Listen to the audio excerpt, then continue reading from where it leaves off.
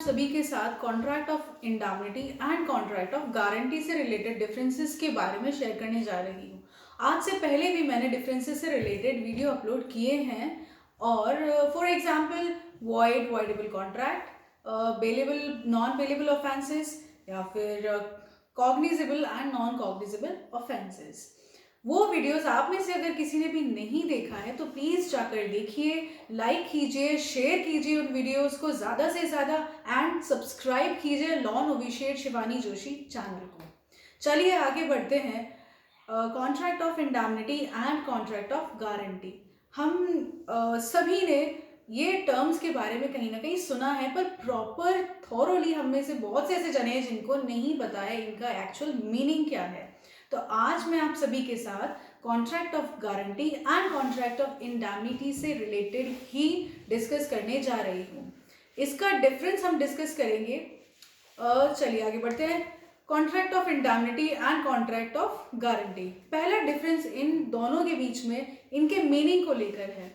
Meaning of contract of indemnity का मतलब होता है कि इंडैमनिटी का कॉन्ट्रैक्ट इज अ कॉन्ट्रैक्ट, ऐसा कॉन्ट्रैक्ट है जिसमें एक पार्टी दूसरी पार्टी को लॉस से सेव करने के लिए प्रॉमिस करती है, ऐसा कॉन्ट्रैक्ट परफॉर्म करने के लिए, ताकि अगर किसी पार्टी को लॉस होता है तो जो पर्सन है वो प्रॉमिस करता है, उसके साथ कॉन्ट्रैक्ट करता है उस लॉस को फुलफिल करने का।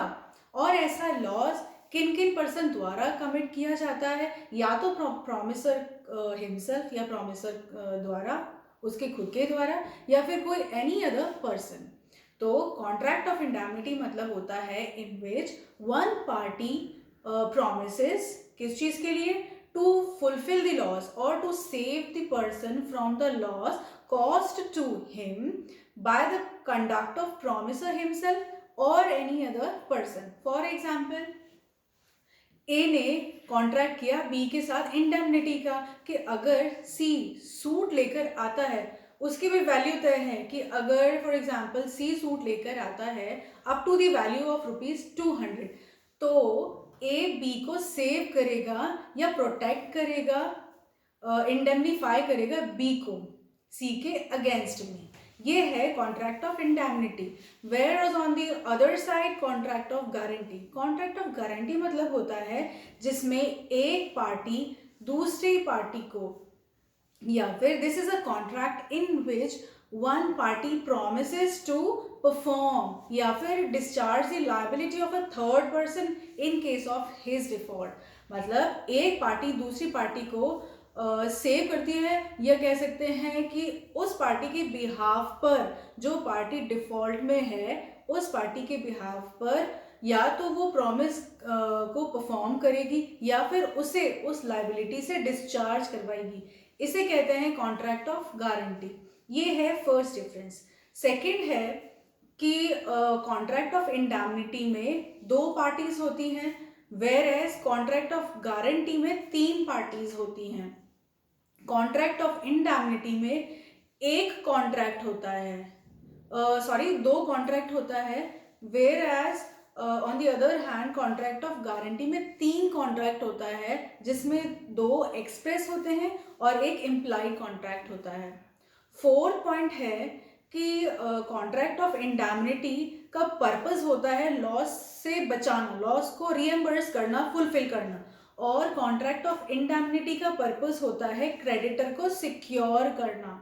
ये हैं इनके डिफरेंसेस। चलिए फटाफट से एक रिकैप ले लेते हैं। कॉन्ट्रैक्ट ऑफ इंडैमनिटी मतलब होता है ऐसा कॉन्ट्रैक्ट जिसमें एक पार्टी किसी दूसरी पार्टी को जो लॉस कमिट हुआ या कॉज होता है उस पार्टी को, उससे बचाने के लिए, उसे सेव या फुलफिल करने के लिए जो कॉन्ट्रैक्ट किया जाता है, और ऐसा लॉस किसी प्रॉमिसर हिमसेल्फ द्वारा कमिट किया जा सकता है या फिर कोई दूसरा पर्सन भी हो सकता है, तो उसे कहते हैं कॉन्ट्रैक्ट ऑफ इंडैमनिटी। गारंटी मतलब होता है वेयर वन पर्सन और one party promises to perform or is a contract to perform a promise or to discharge the liability of a third person from his default या फिर in case of his own default। Second point है party से रिलेटेड। इसमें दो parties होती हैं in case of contract of indemnity, और in case of contract of guarantee में तीन पार्टीज होती हैं। फिर बात की जाए कॉन्ट्रैक्ट से रिलेटेड, तो कॉन्ट्रैक्ट ऑफ इंडैमनिटी में एक कॉन्ट्रैक्ट होता है। आई एम सॉरी, मैंने पहले जो बोला था वो दो कह दिया था, अब वो करेक्ट कर रही हूँ अपने आप को। इस कॉन्ट्रैक्ट ऑफ इंडैमनिटी में एक कॉन्ट्रैक्ट होता है, वेयरएज कॉन्ट्रैक्ट ऑफ गारंटी में तीन कॉन्ट्रैक्ट होते हैं, जिसमें से दो होता है एक्सप्रेस कॉन्ट्रैक्ट एंड एक होता है इम्प्लाइड कॉन्ट्रैक्ट। फोर डिफरेंस ये है कि कॉन्ट्रैक्ट ऑफ इंडैमनिटी का पर्पज है for the reimbursement of loss and contract of guarantee का पर्पज होता है for the security of creditor.